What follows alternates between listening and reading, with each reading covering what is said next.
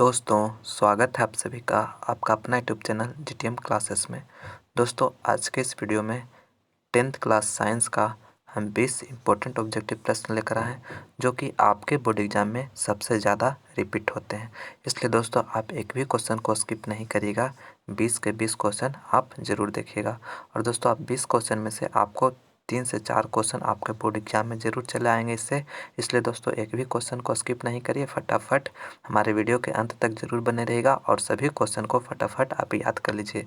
तो चलिए दोस्तों, आज के वीडियो हम शुरू करते हैं। जल्दी से इस वीडियो को लाइक कर दीजिए, अपने दोस्तों में शेयर कर दीजिए और आप हमारे चैनल पर नए हैं तो हमारे चैनल को जल्दी सब्सक्राइब भी कर लीजिए। तो चलिए आज की वीडियो हम शुरू करते हैं। फर्स्ट क्वेश्चन में कह रहा है कि निम्नलिखित में से कौन सा उपधातु है। दोस्तों, आपसे पूछा जा रहा है कि निम्नलिखित में आपको बताना है कि कौन सा है जो उपधातु यानी मेटलॉइड्स है। तो पहला ऑप्शन दे रहा है कार्बन, दूसरा दे रहा है जर्मेनियम, तीसरा दे रहा है कैल्शियम और चौथा दे रहा है जिंक। तो दोस्तों, निम्नलिखित में कौन सा जो उपधातु है, तो दोस्तों उपधातु जो है जर्मेनियम है, यानी मेरा बी ऑप्शन यहाँ पे बिल्कुल करेक्ट हो जाएगा। बी ऑप्शन जर्मेनियम जो है दोस्तों, जेई से जो होता है जर्मेनियम को वो कहा जाता है, इसका सिंबल है। ठीक है, तो इसे मेरा बी ऑप्शन जर्मेनियम यहाँ पे बिल्कुल करेक्ट हो गया। और यहाँ पे फर्स्ट ऑप्शन में कार्बन दिया हुआ है जो कि एक अधातु है। ठीक है, अधातु है। और कैल्शियम और जिंक जो है दोस्तों, यह एक धातु है। ठीक है, आपको इसे भी याद रखिएगा। चलते हैं नेक्स्ट क्वेश्चन दूसरा नंबर पे। दूसरा नंबर में कह रहा है कि विद्युत आवेश का एसआई मात्रक क्या है। दोस्तों, आपसे पूछा जा रहा है विद्युत आवेश का जो एसआई मात्रक होता है वह क्या होता है। तो पहला ऑप्शन दे रहा है वोल्ट, दूसरा में दे रहा है ओम, तीसरा में दे रहा है कुलाब। दोस्तों, कुलाब लिखा गया यहाँ पे होगा कुलॉम होगा। ठीक है, कुलॉम। ठीक है, और तीसरा में दे रहा है एम्पियर। तो दोस्तों, यहाँ पे मेरा जो विद्युत आवेश का जो एसआई मात्रक होता है दोस्तों, वह कुलॉम होता है। ठीक है, यहाँ पे मिस प्रिंटिंग में वह लिखा गया था। मेरा सी ऑप्शन यहाँ पे कुलॉम बिल्कुल करेक्ट हो जाएगा। सी ऑप्शन यहाँ पे बिल्कुल करेक्ट हो जाएगा। ठीक है, विद्युत आवेश का जो एसआई मात्रक होता है वह कुलॉम होता है। और वोल्ट जो होता है दोस्तों विभवांतर का होता है, और ओम जो होता है प्रतिरोध का होता है, और एम्पियर जो होता है विद्युत धारा का होता है। तो ये तीनों भी आप याद रखिएगा।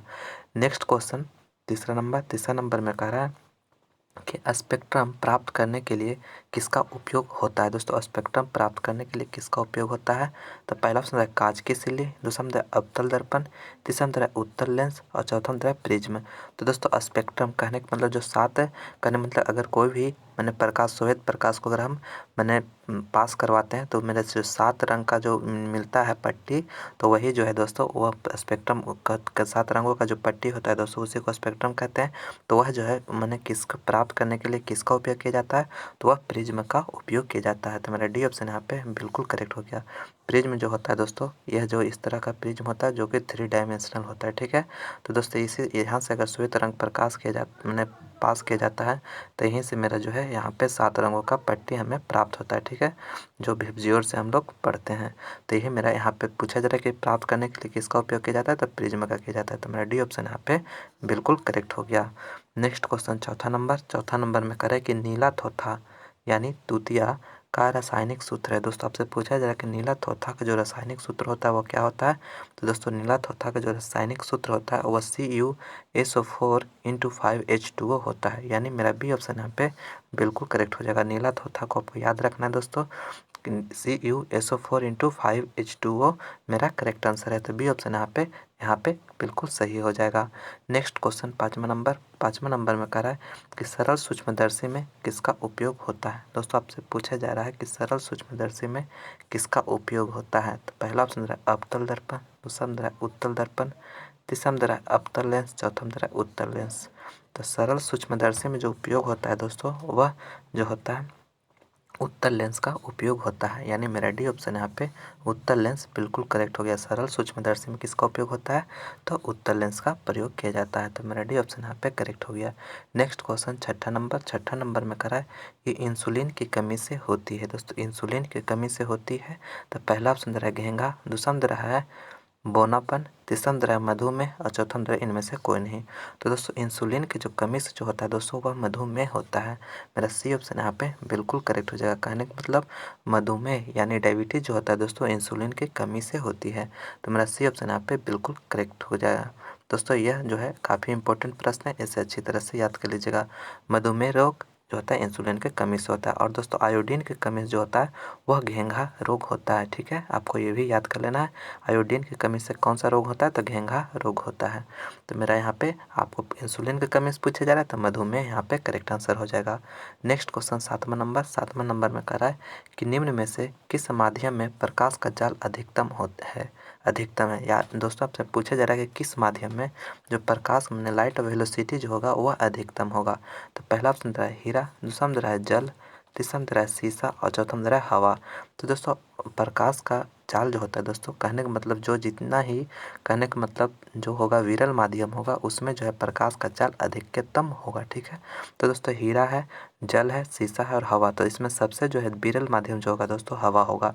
तो इसलिए मेरा डी ऑप्शन यहाँ पे हवा बिल्कुल करेक्ट हो जाएगा। कहने का मतलब जो हवा में होगा दोस्तों प्रकाश का जाल अधिकतम होता है। ठीक है दोस्तों, हवा और निर्वात में जो प्रकाश का जाल होता है 3 × 10⁸ मीटर पर सेकेंड होता है। आपको याद कर लेना है, जो हवा या निर्वात में जो प्रकाश का जाल होता है वो 3.3 ×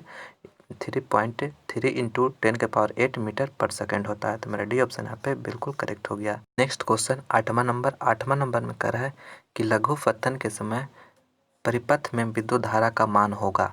पहला ऑप्शन रहा है बहुत कम, दूसरा में रहा है बहुत अधिक, तीसरा में रहा है 4 एम्पियर और तीसरा में रहा है 3 एम्पियर। तो दोस्तों लघु पतन के समय जो होता है परिपथ में विद्युत धारा का जो मान होता है दोस्तों वह बहुत अधिक हो जाता है। यानी मेरा बी ऑप्शन यहाँ पे बिल्कुल करेक्ट हो जाएगा। ठीक है, लघु पतन के समय परिपथ में जो होता है दोस्तों विद्युत धारा का मान क्या हो जाता है, बहुत अधिक हो जाता है। तो बी ऑप्शन यहाँ पे बिल्कुल करेक्ट हो गया। काफ़ी इंपॉर्टेंट प्रश्न है दोस्तों, इसे अच्छी तरह से याद कर लीजिएगा। नेक्स्ट क्वेश्चन 9 नंबर में कह रहा है कि समतल दर्पण द्वारा बना प्रतिबिंब होता है। दोस्तों समतल दर्पण द्वारा बना प्रतिबिंब होता है, तो पहला ऑप्शन रहा है वास्तविक, दूसरा में रहा है काल्पनिक और तीसरा में वास्तविक और काल्पनिक दोनों और चौथा में रहा है इनमें से कोई नहीं।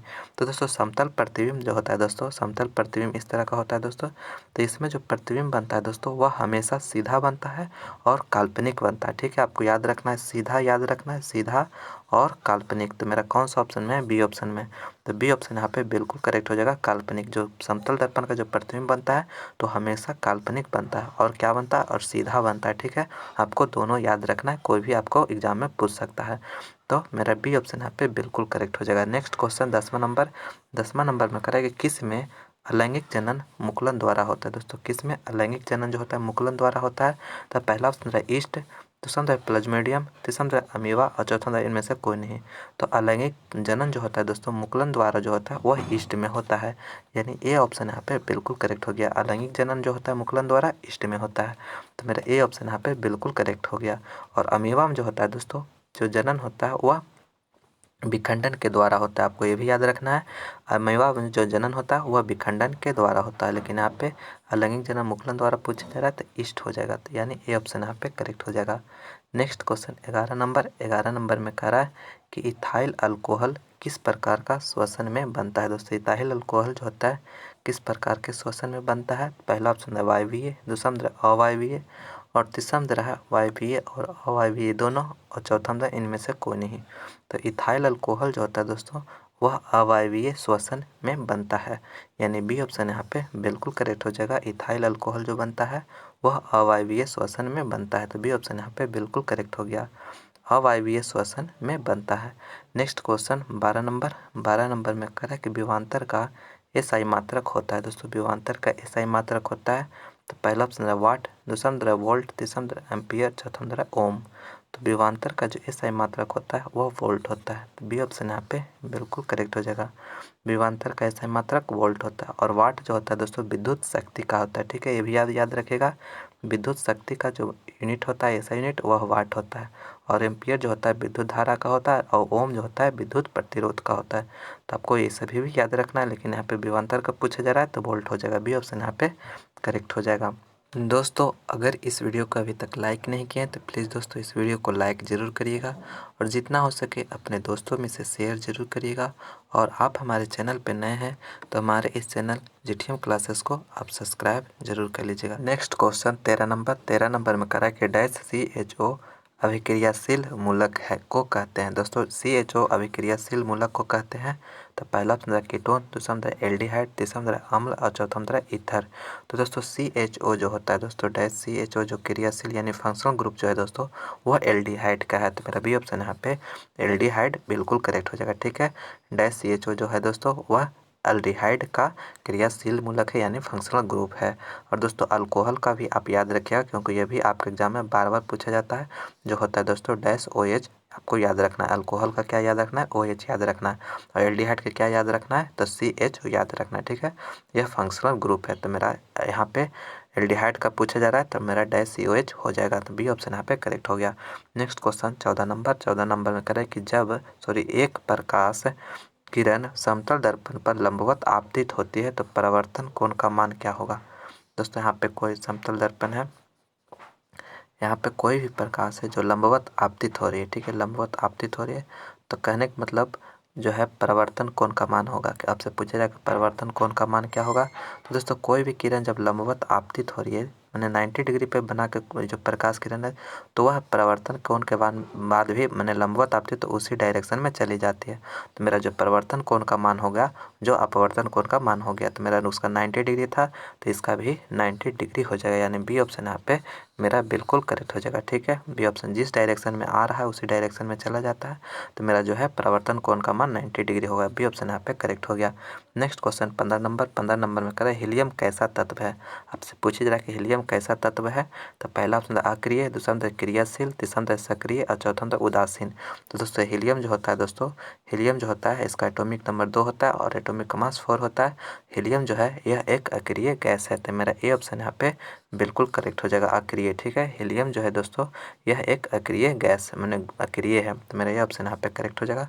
हीलियम जो होता है दोस्तों यह एक गैस है। ठीक है, तो मेरा ये ऑप्शन यहाँ पे करेक्ट हो गया। नेक्स्ट क्वेश्चन 16 नंबर में कह रहा है कि बेकिंग सोडा का रासायनिक सूत्र होता है। दोस्तों आपसे पूछा जा रहा है कि बेकिंग सोडा का रासायनिक सूत्र होता है। तो दोस्तों बेकिंग सोडा का जो रासायनिक सूत्र होता है NaHCO3 होता है। ठीक है, तो मेरा कौन सा ऑप्शन में दिया हुआ है, मेरा ए ऑप्शन जो है दोस्तों यहाँ पे मिस प्रिंटिंग में H लिखा गया, यहाँ पे Na होगा। ठीक है, NaHCO3 होगा। तो मेरा यहाँ पे ए ऑप्शन यहाँ पे करेक्ट हो जाएगा। बाकी जो सभी है दोस्तों यह गलत ऑप्शन है, लेकिन मेरा NaH जो CO3 होगा यहाँ पे मिस प्रिंटिंग हो गया है, H लिखा गया Na होगा। ठीक है, तो बेकिंग सोडा का रासायनिक सूत्र जो होता है NaHCO3 होता है। और दोस्तों आपको हम धोवन सोडा को भी बेकिंग सोडा को ही खाने वाला सोडा कहा जाता है, और धोवन सोडा को यानी धोने वाला सोडा जो होता है दोस्तों उसका फार्मूला क्या होता है, तो Na2CO3 इंटू 10H2O होता है। आपको याद रखना है Na2CO3 इंटू 10H2O, और खाने वाला सोडा का NaHCO3 होता है। तो आपको दोनों याद रखना है। तो यहाँ पे मेरा बेकिंग सोडा का जो है ए ऑप्शन में दिया हुआ है, तो मेरा ए ऑप्शन यहाँ पे करेक्ट हो गया। नेक्स्ट क्वेश्चन 17 नंबर में कह रहा है कि हेमेटाइट किस धातु का अयस्क है? दोस्तों हेमेटाइट किस धातु का अयस्क है? सोडियम का, कैल्शियम का, एल्युमिनियम का या आयरन का? तो दोस्तों हेमेटाइट जो धातु है दोस्तों वह आयरन धातु का अयस्क है। तो मेरा डी ऑप्शन यहाँ पे बिल्कुल करेक्ट हो गया। दोस्तों इस वीडियो को लाइक ज़रूर करिएगा और जितना हो सके अपने दोस्तों में से शेयर ज़रूर करिएगा दोस्तों। और आप हमारे चैनल पर नए हैं तो हमारे इस चैनल को सब्सक्राइब भी जरूर कर लीजिएगा, क्योंकि आपके लिए और भी अच्छे अच्छे वीडियो लाने वाले हैं जो कि आपके बोर्ड एग्जाम के लिए काफ़ी ही महत्वपूर्ण होगा, उसे ज़रूर देखिएगा। तो हमारे चैनल को सब्सक्राइब जरूर कर लीजिए।